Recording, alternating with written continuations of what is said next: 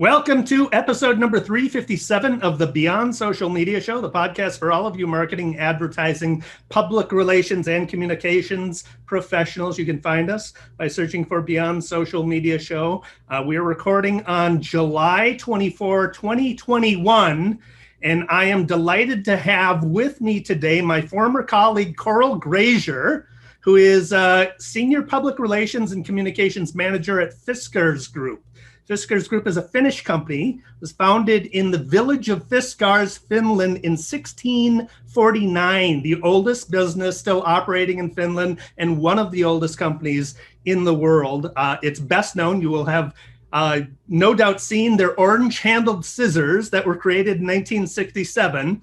More than 1 billion were sold by 2010, according to Wikipedia. I'm sure many, many more were sold since then, in the decade since. Fiskars sells products for the home, for outdoor activities, interior decoration, table settings. Its key brands include Fiskars, of course, Iittala, Royal Copenhagen, Wedgwood, and Waterford Crystals.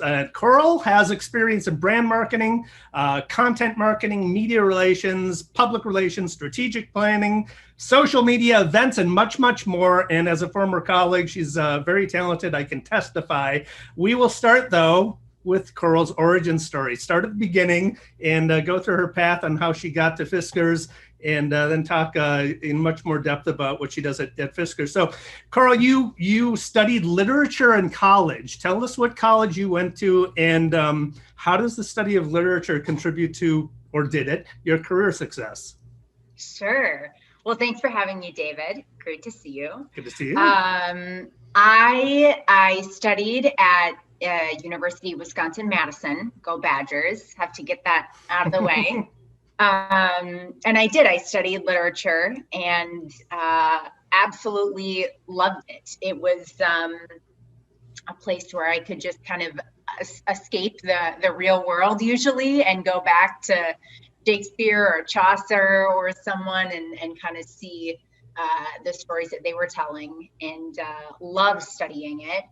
And I do think it has kind of an impact on my career. I always wanted to be a storyteller of some capacity. I didn't know if I would be a journalist or if I would be an author or a poet, and obviously ended up in marketing, but kind of take that idea of storytelling, I think, every day and work that into what it is I'm trying to do. So if Shakespeare can be a master of words, I think me kind of reading literature from whatever time period and kind of seeing how those greats are telling stories are subconsciously kind of helping me as I try and tell a brand story or a communication story to media or consumers.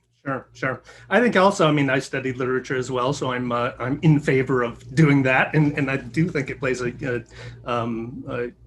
helpful role in what we do now. I look at it like with when you study literature, breaking down how a story works. So figuring out the elements of the story, but also having the empathy of the characters. And to be successful in public relations and media, you need to have that ability to empathize.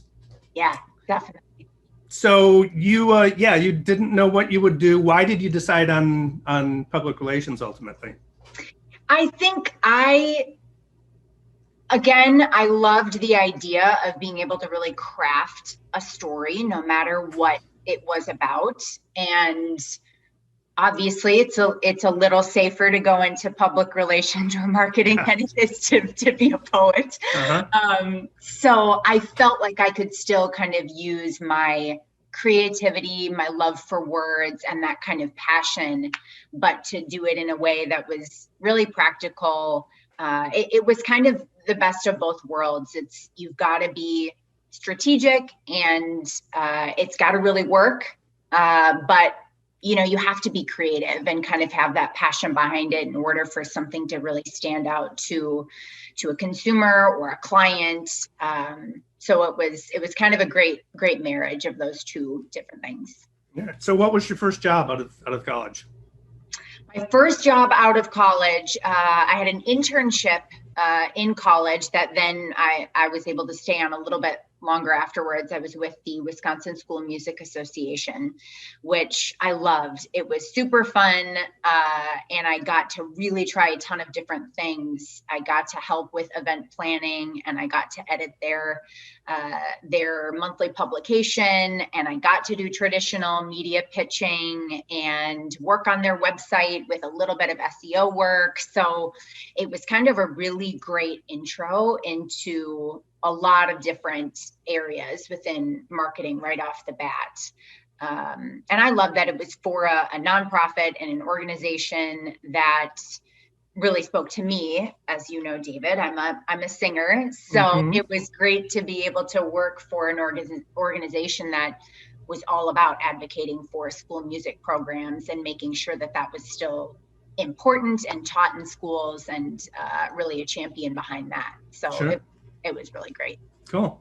So yeah, I know that you're a singer, and I have thoughts on this as well. But I was fascinated to ask you: does music, your passion for music, you're a singer, so you're a musician too, have an effect on? Does that influence or have an effect on your professional practice at all?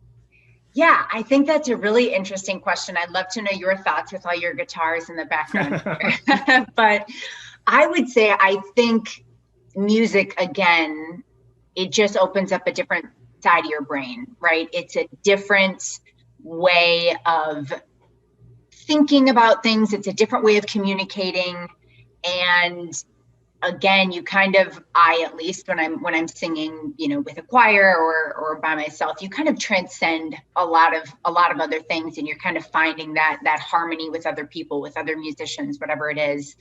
So if you want to think of that as collaboration in a certain sense, you're kind of doing that. You're trying to find how you all jive together. But again, I think it's that creativity that you're tapping into when you are, when you're doing anything really music related, that I think can totally then be translated or transferred to your everyday work, where it's, you don't always get the luxury of being able to kind of creatively think through a problem. And so you can kind of do that outside of the 9 to 5. Yeah. Yeah, I mean, sound is becoming such a more and more important part of how we do our jobs with virtual assistants, with smart speakers, with streaming music and streaming and podcasts. And so I think, yeah, sound is the musical background. I think of it in terms of like as a singer, you think of phrasing, you think of how you deliver a lyric and how that coincides with the music. And I think that's a skill that you can apply to language as well, as you're writing out something, hearing the music of the language as you're writing it out, but also, live performances, stage presence. I've learned it, from playing in bands, learned about stage presence, and we do pitches, we do public performances, and our spokespeople and need to know, that and how to read an audience and whether they're responding and all that as well. So, yeah. Lat Pro. What is Lat Pro? That was your next job after the Wisconsin School of Music. Yeah, Lat Pro. That was next on the list. It's funny. Lat Pro was an organization that I worked for that was fully remote before any of us were doing it all the time. Yeah. So there was a handful of us. I think there were about 30 people who worked for the company, but we were all over the US. And essentially it's a job search engine. So it's with some of the bigger names. But it was, again, a great way for me to kind of learn more technical skills at different points. Again, there was event planning. That one was a bit heavier with SEO. I got to help with their kind of social media strategy. And I don't know if the remote working at the time was the best for me. It was right after college. So I made that transition from going from where you are constantly surrounded by people in college, no matter where you're at. And then I was by myself working on different time zones and in different states with other people.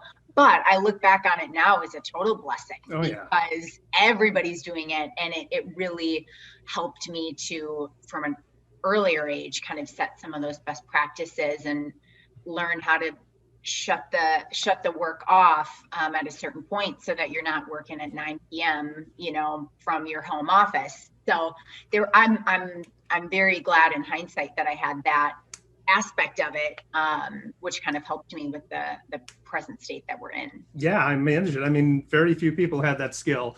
One is the ability to know your work-life balance, as you mentioned, but also juggling time zones, collaborating virtually, interpreting people through a screen.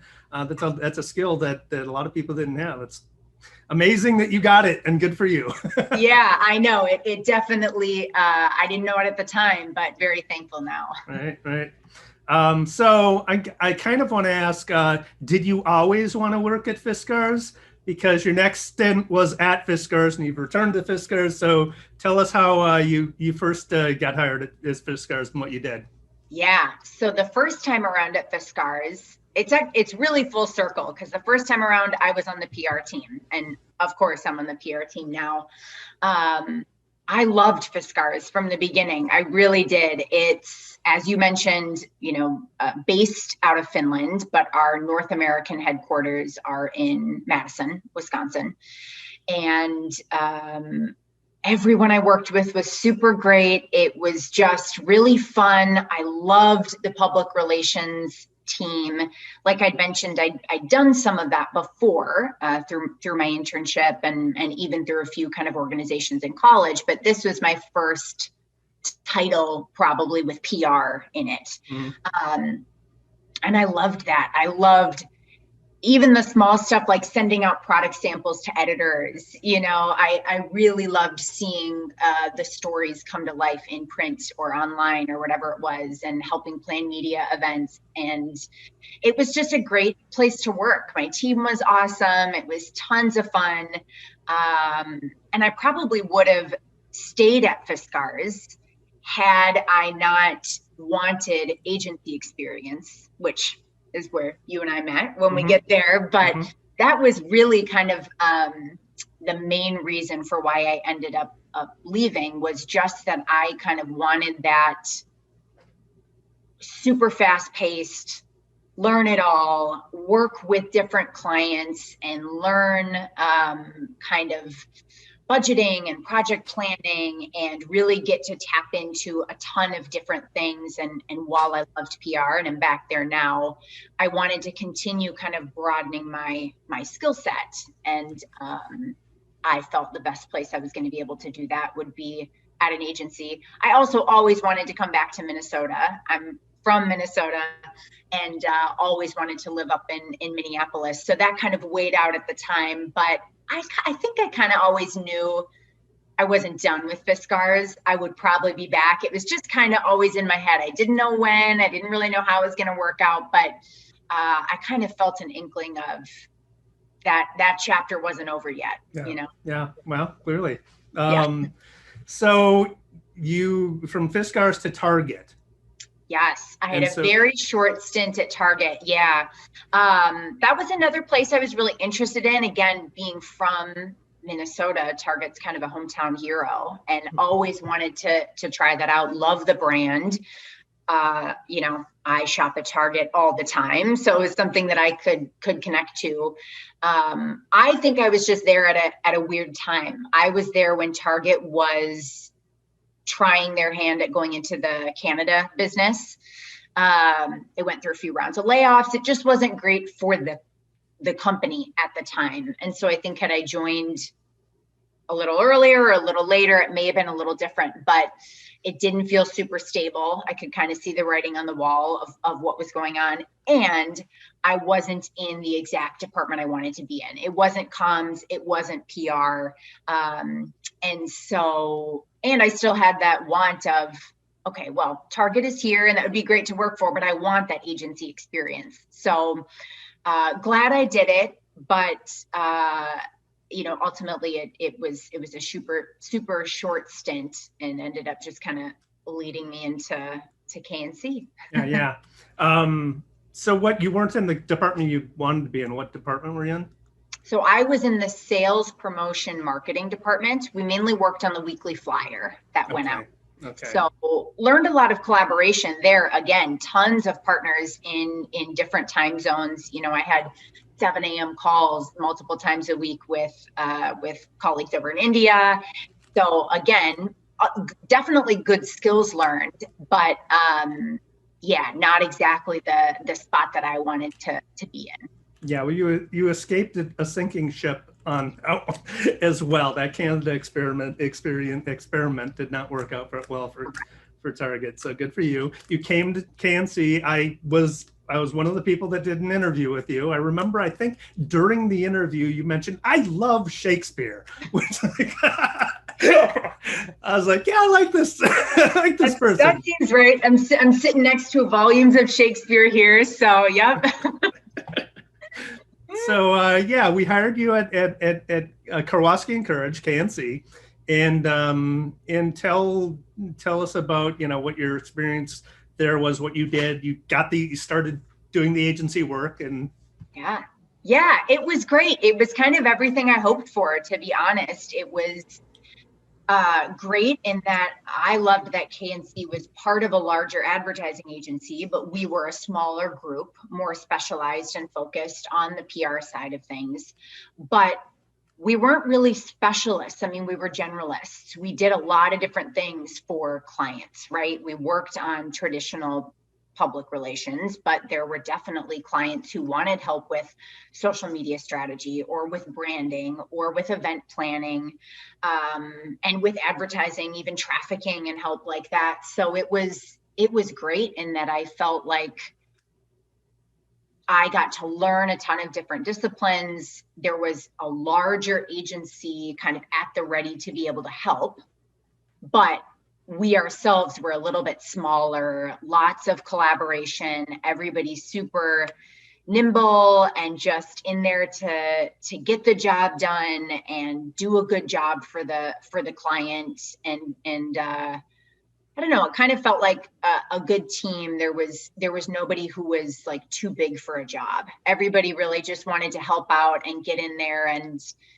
I thought the client mix was really cool too. There are some agencies, especially in the cities, that are so focused on, the ag industry, given where we're talking about in Minnesota. But I liked how, KNC had some ag clients, but we had, Basilica Block Party, and we had Valspar, and we had, Patterson Dental, like all of these kind of different clients in healthcare, and there were some in beauty, like kind of, I thought that was really interesting too, to be able to not be, as you are when you go corporate, pigeonholed into one brand or one specific industry. I really liked the idea of kind of exploring and learning a lot of different industries, as well as kind of marketing disciplines.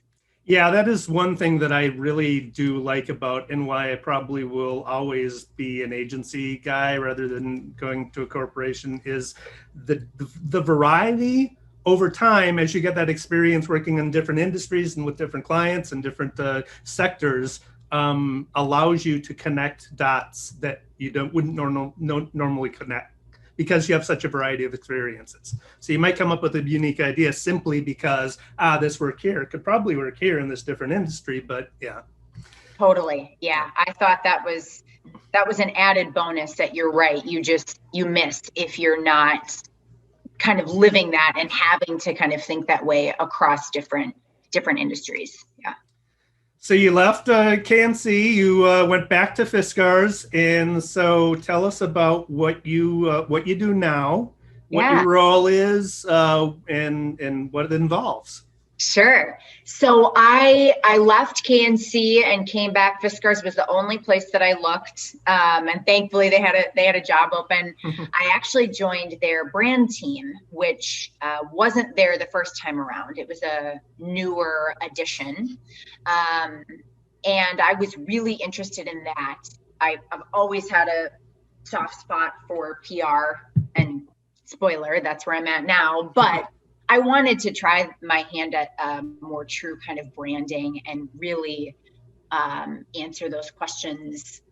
Who are we to a consumer? What can we be? What's our voice? Those types of things. And I loved being on the brand team. We were, again, super small, but I think really creative and worked cross-functionally globally with a couple different people. But when there was a job opening on the PR team after a few years, wanted to go back to that. So that's where I'm at currently. And my main areas of focus are traditional public relations, working with editors and journalists.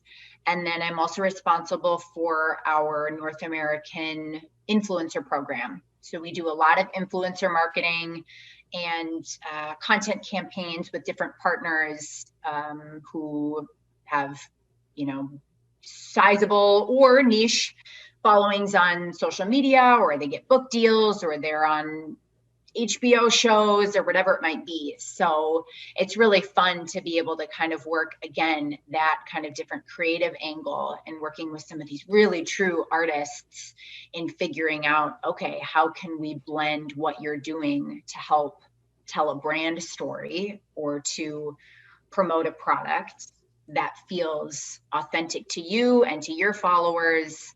It's really a fun place to be, I think, right now. So yeah. those are the two main areas that I'm focused on. Okay, let's start with the branding.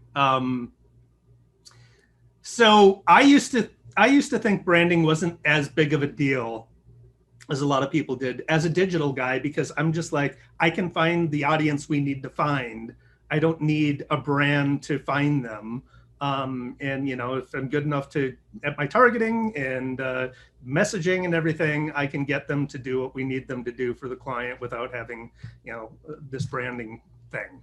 But given how social media is changing and pulling back on a lot of the data that we relied on previously to really hyper target those audiences we wanted to reach, there's an argument, and I'm tending to buy it now, that branding is more important than ever.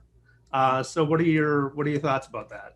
Yeah, I totally think branding is super important. I think you can find, we'll just use Fiskars, for example, you can find 100 pairs of scissors, right, at any local shop. If you go online, you can find 1,000 pairs of, more than that. So why does a consumer want to buy mine over yours? Sometimes it's just going to be price driven, and then maybe you don't need a brand. But a lot of the times, I think consumers are looking for something deeper than that or more meaningful. I mean, people now are looking much more intensely on companies and what are their sustainability practices, how and where are their products being made, and what are the types of social issues that companies stand for. I mean, there's a lot that goes into figuring out, who am I as a brand? What do I want to give to my consumers that goes beyond a quality product, right? What will they expect from me? What can I give to them? And so I think everything about you as a brand, the way in which you speak to them, how you're identifying who your target audience is, what your packaging looks like if you're using packaging. I mean, all of that I think is so important. And again, it's maybe because I just love storytelling, but I always look at that as, what makes me better than the competition. A lot of that is going to come into how I present myself, what I have to say about myself, thinking, as a brand. So I think it's super important. And when there's a million different choices, I think you've got to look at all these different things that can kind of set you above the competition, and branding is one aspect that can definitely go into that. Yeah, I've been for the past year and a half, 2 years, been studying a lot on archetypes. So, from storytelling, from the beginning of history, when we started as human beings, started telling stories, the one thing that remains consistent is that there are archetypes in stories, and using that as a shorthand for identifying a brand in alignment with the audience that you want to reach. Think of Harley Davidson. Harley Davidson is an outlaw archetype, right? So how do you, is that something that you take into consideration at Fiskars when you're thinking about brand and brand positioning? Yeah, I think so. And again, one of the things that I think works well for us is we are a heritage brand, right? We have a legacy behind us that not many other companies in any industry can really say. The fact that we're over 370 years old, that we're based out of a Finnish village that we still own today, which is just entirely occupied by artisans. There's such a story to be told that really sets us apart. And when you're always looking for those types of roles that you can play for a consumer, I think there's one that Fiskars so naturally can fall into, because part of it is how you want to describe yourself, and and the voice that you use and all of that. But two, I think it's also like where you come from and the true authentic part of you. I feel very lucky that Fiskars has such a great story and heritage that we can use. And it's not all just marketing fluff, Yeah. So I've been following your career as a former colleague. I'm interested in your success, and been delighted to see it, and follow you on LinkedIn, and noticed this started posting about a clothing line, which seemed really, I mean, for me, I don't know, not knowing a lot about Fiskars, it seemed like a not intuitive. Yeah. So tell me about the Fiskars clothing line. Yeah, that was a super fun project. So we started thinking about this back in, let's see, for sure 2019, may have been 2018. We always want to think about how we can push the boundary, but kind of stay within our lane. And we want to constantly surprise consumers, but always make sure that whatever we're offering stands up to who Fiskars is and the quality of the products and what we stand for and all of that. And so we thought, all right, we really want to continue to offer newness. We want to continue to grow and expand. And so we thought of kind of an adjacent category would be gardenwear. And had so much fun really trying to figure out the best way to do this and how we approach it. And so we worked with a really up and coming Finnish designer. Her name is Maria Korkeila, and she focuses mainly on kind of streetwear.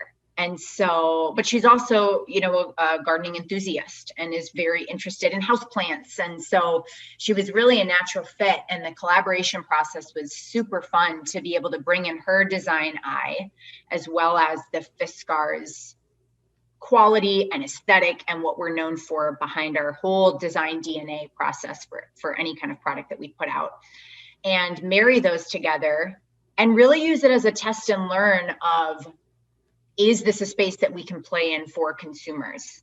Because yes, it's a way to gain new consumers. It's not something that we've offered before. And there's always an element of that we want to see. All right, can we get some new people in? But we also want to make sure that we're serving our existing consumer base and that they don't look at it and say, you can't play here. I don't get it. It's not going to work. I don't buy into it. So we really wanted to see if it was something that would be well received, and is this an area that we could kind of shift to? And from a PR perspective, it's been super successful. I mean, everybody that we worked with was really impressed with the line. And, we got coverage in places like Vogue. Like, who would think that Fiskars would get coverage in Vogue or Hypebeast, right? Like some of these really cool, very high fashion forward outlets. But the fact that they were interested in talking to their consumers about us, at the same time that we would work with some of our existing partners in the garden space and seeing that it was well received with them as well, and saying, hey, you know what, these do actually function. Like, these do actually do what they need to do in the garden. It's not just, you know, some marketing ploy that's not going to hold up to it at the end. It was a really fun kind of test and learn of a new product. And it's something that we want to aim to do every 2 to 3 years, is to kind of try a new kind of big, bold, adjacent kind of category or launch that says, like, okay, can we play over here? Is this something else that we can introduce? Can we start to be known in this space a little bit more, that may not be exactly on the top of your head to say Fiskars and clothing? Okay, I'm not sure.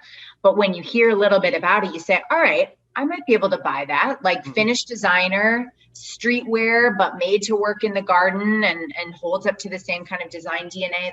That's really the goal for it. So it was a super fun project to work on. And I hope we keep doing tons of things like that. It's always fun when you get to refresh that. I mean, I can talk about scissors all day, but it's great when there's something new. So that's cool.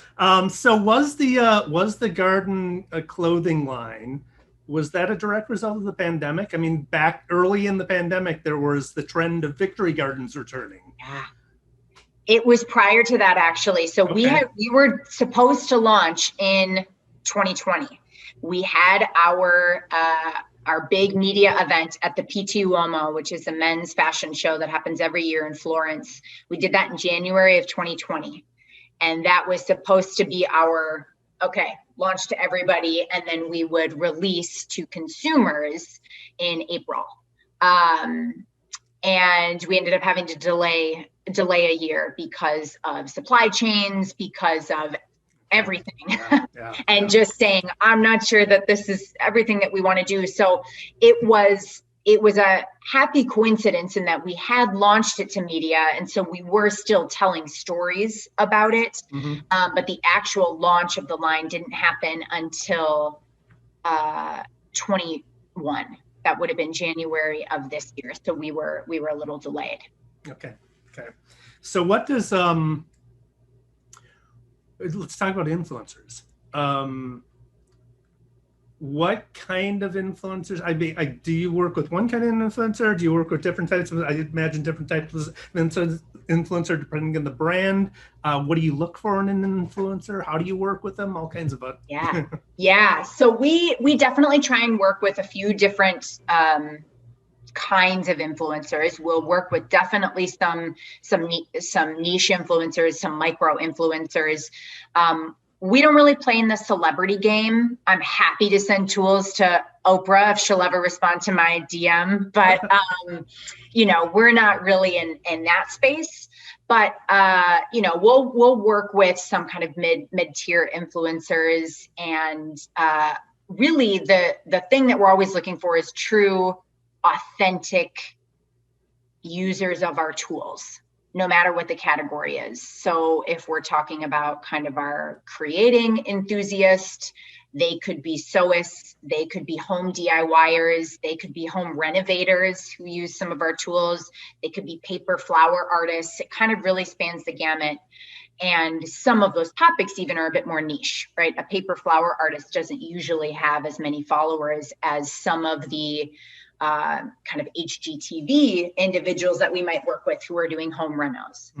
Same on the garden side of things. We will work with floral designers. We will work with true kind of backyard raised bed gardeners, but we'll work with houseplant parents who have got 200 houseplants in their Brooklyn apartment, and we'll work with kind of anything really adjacent within the gardening category. There's a super fun partnership that I always love to work on every year. Her name is Loria Stern, and she grows her own edible flowers as well as herbs and some vegetables.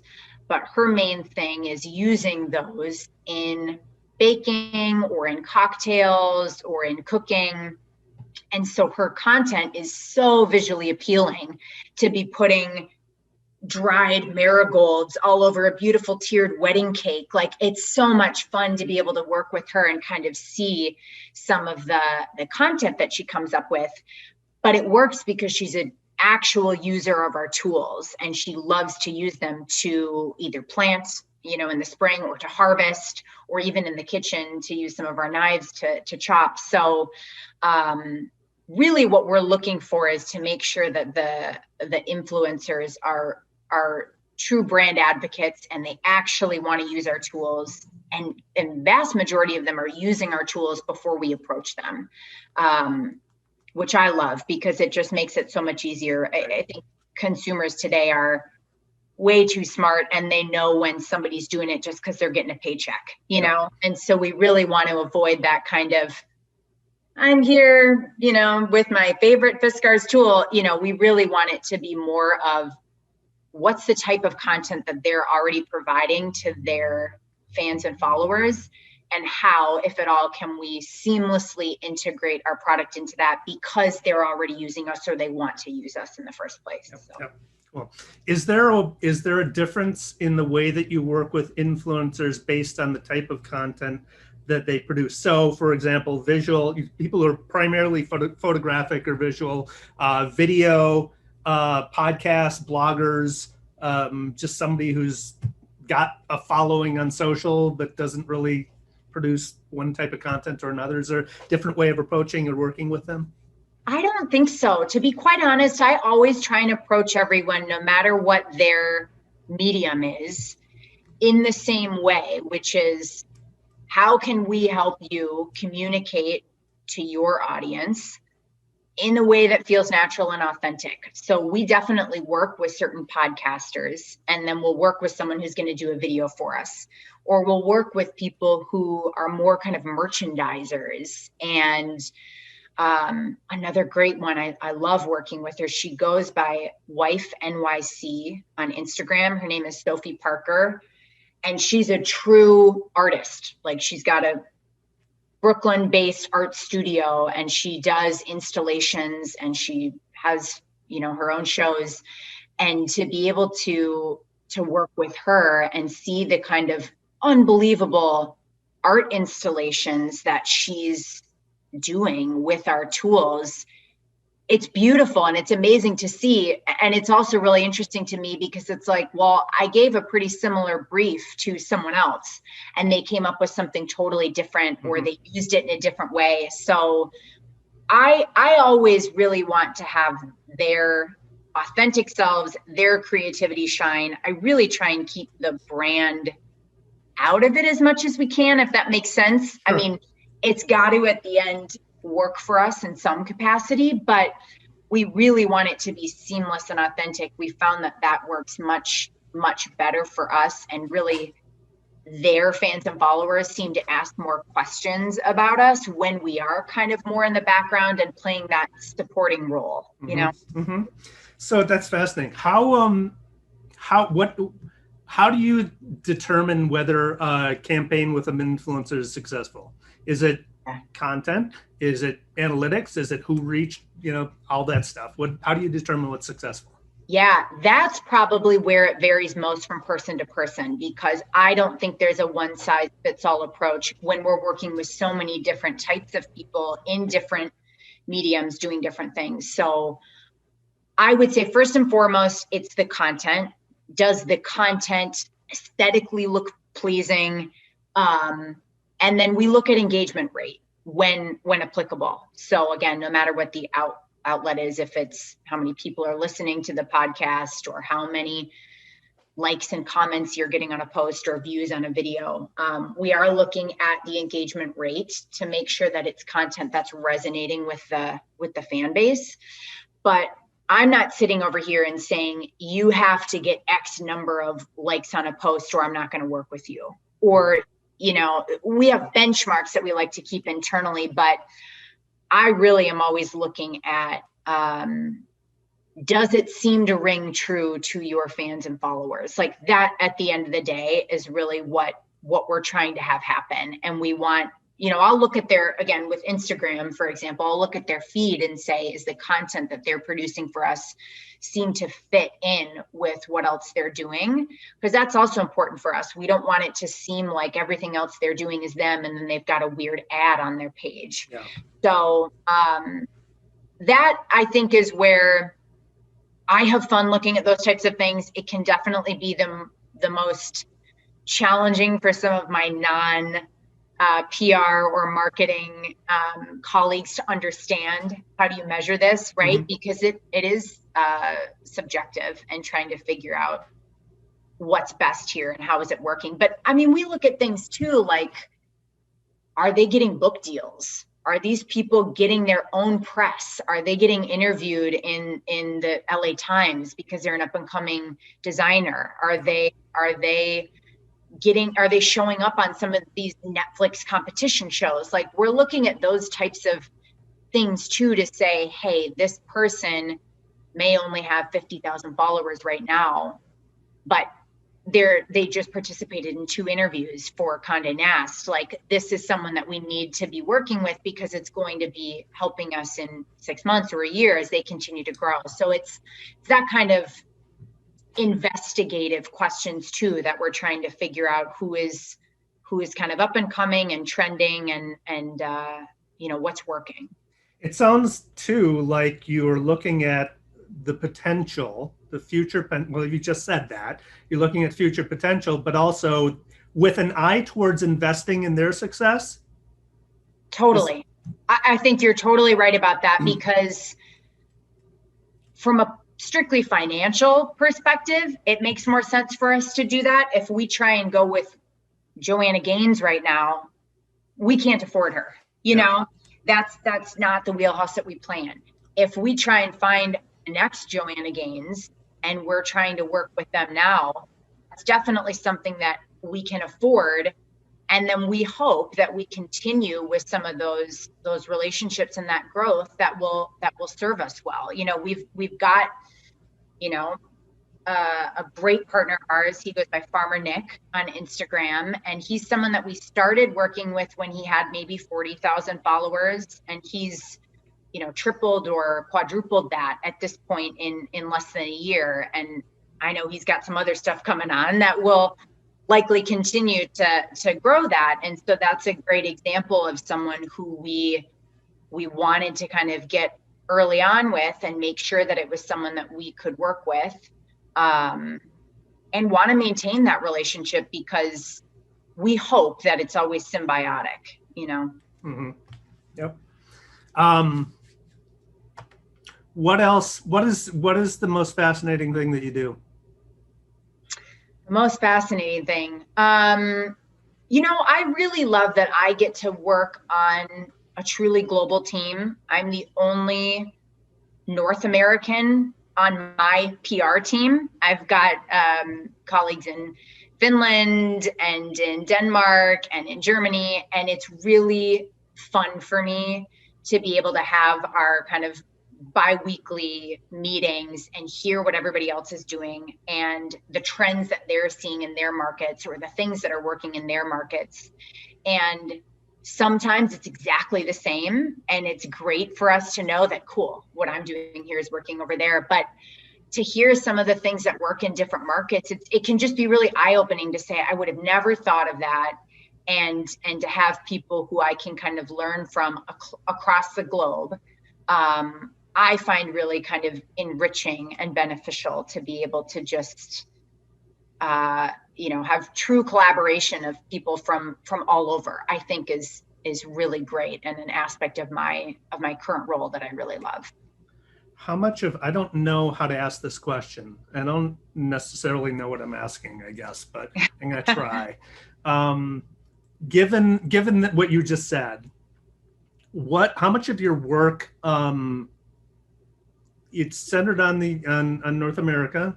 Yeah. But how much of it, whatever you do in North America, plays elsewhere, and how does that work? I know what you're getting at. I don't know if I can put like 50% of what I do translates over. I don't know if I've thought about it that way, but I would say we're we're always sharing with each other. And there are definitely aspects that I have taken from my colleagues, from something that they've done in Germany that's worked well, and I will implement it in the US to also see success. And so can certainly share that, vice versa. I think, again, one of the areas that will be interesting for us to try and continue to get closer on, or see if there's anything symbiotic, again, is influencers.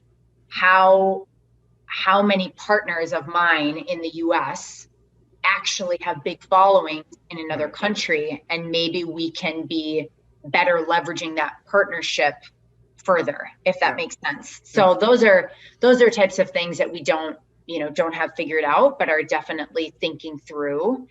And it's kind of, it's a little bit of trial and error, and saying like, this worked really well here, and how can we try it? What would need to be changed if we wanted to do it in the US? Usually things cost a bit more here than they do in some of our other markets. And so how do we right size? How do we take that?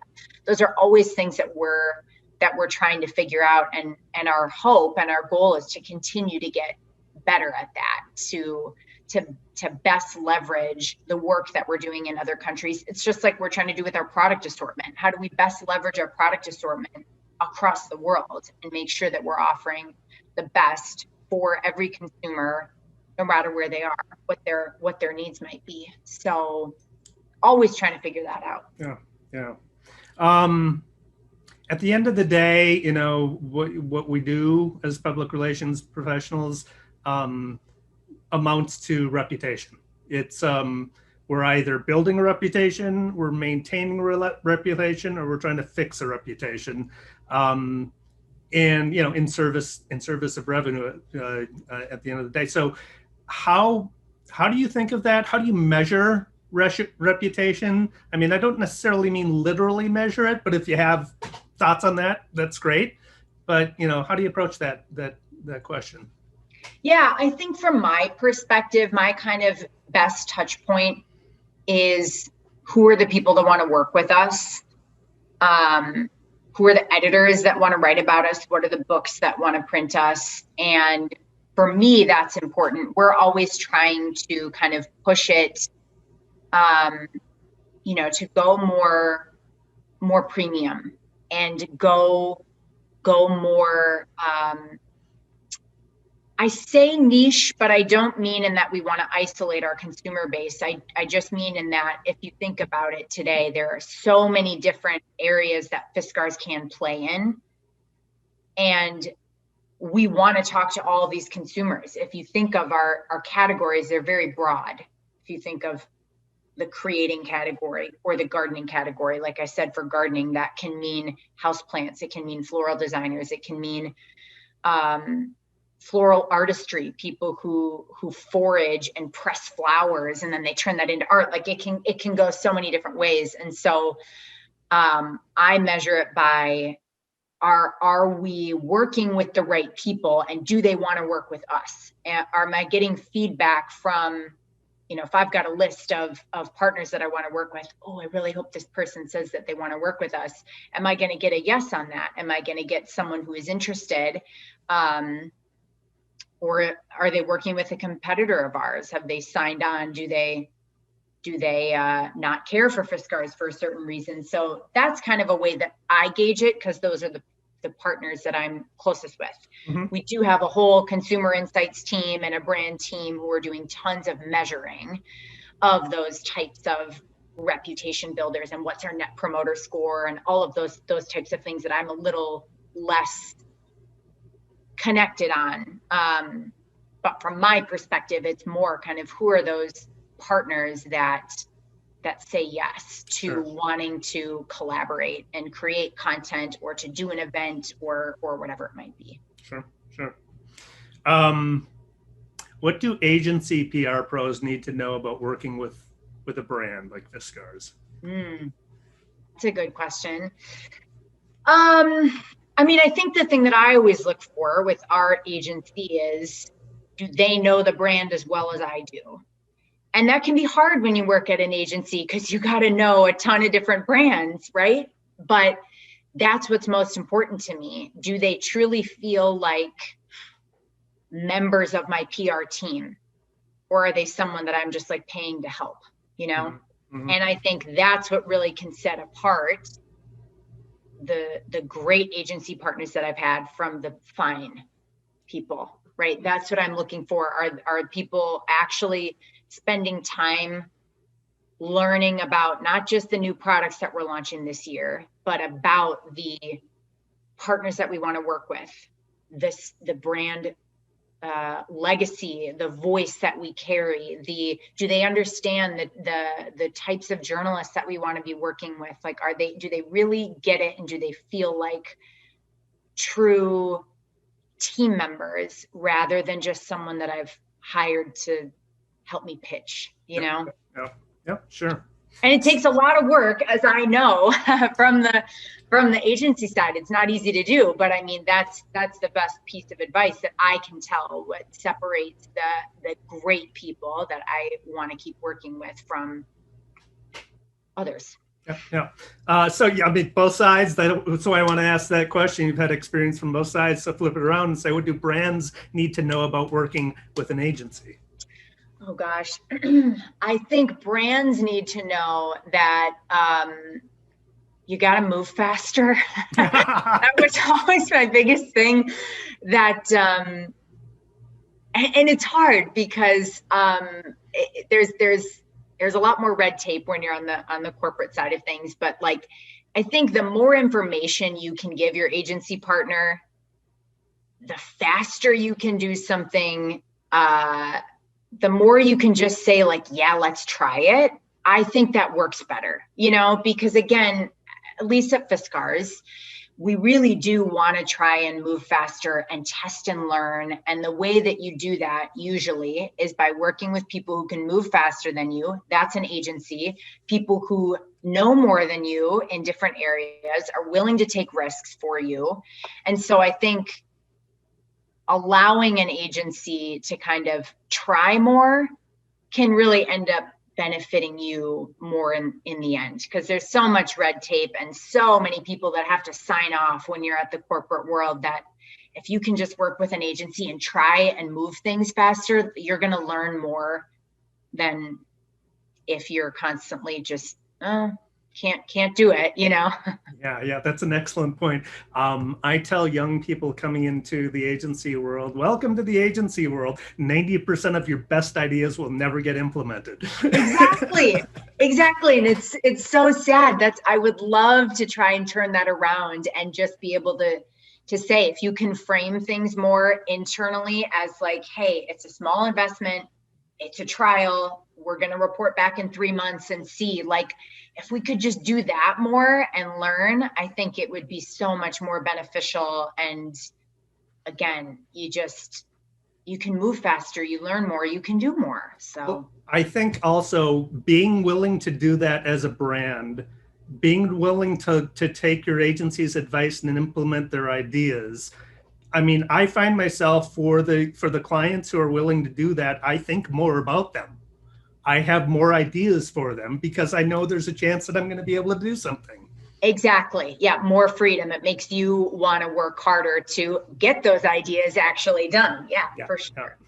So lastly, let's wrap this up, but I want to ask you for 2 pro tips.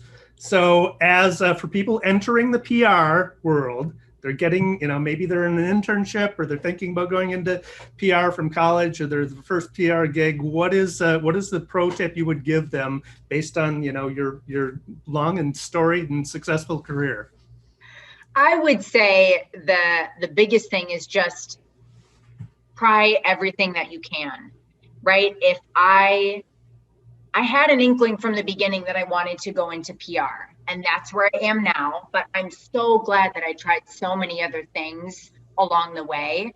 And I tried to learn and immersed myself more in a kind of digital world. And I did ad trafficking and worked with SEO agencies, and I did event planning and trade shows. And I just think saying yes to just trying it will really help you find the things that you want to do, and sometimes more importantly, the things you don't want to do. You know, you have to just try it and actually learn it. You know, because I thought at one point, like, all I want to do is social media. Like, that's it. I love it. It's so fun. And after doing it for 6 months, it became a little less important to me. And I found certain things that I gravitated towards more, right? But if I didn't try and test and learn some of those things, especially in an agency setting, could have set me down a not super fun path. So I just think try it all out, and then you'll learn about what works best for you and what doesn't. Great. Good tip. And then for people, your peers in the, somebody, you know, that is at your level of experience and brand side professionals, what is a pro tip you'd give for them? Oh, I think I would say it's a little bit similar, but try not to become pigeonholed in where you're at. And it's kind of like what we were talking about when you're at an agency and you're working across different industries, you're inherently thinking in a different way or leveraging different ideas that if you were just stuck in one aspect, you may not get to. So I think I would say, not all the time, but sometimes try and throw the rule book out and really do those big, crazy ideas. And if you have to scale them down for budget reasons, like, let's, you know, do that practically, but really try and do things that are a little bit out of your comfort zone. And maybe that's out of the office, right? Maybe that's trying a new hobby that opens you up to something, or doing continuous professional development and more learning, but really trying to just like get out of your own way sometimes and saying, well, this is the way that it's always been. This is the way I have to do it. I've been doing this for 10 years. This is what's working. Like, just try different creative things to see. Maybe you spark a new passion. Maybe you find a new way to do something that's easier or more efficient or produces more revenue or whatever it is. So just try and be a little bit outside of the box, I think. Great. Well, thank you, Coral. This has been a delight chatting with you. Thank you for taking the time out. And for people who might want to contact you, listening to the podcast, how do people get a hold of you? Oh, sure. I'm on LinkedIn, like you said, just Coral Graszer. I'm on Instagram. I don't even know what my handle is. Maybe it's just coral.graszer. Maybe it's Coral CG. I don't know. All right. Well, we will put links in the show notes so people can find you on the Beyond Social Media Show.com page. And again, thanks a lot for taking the time out. Thank you, David. It was great to chat.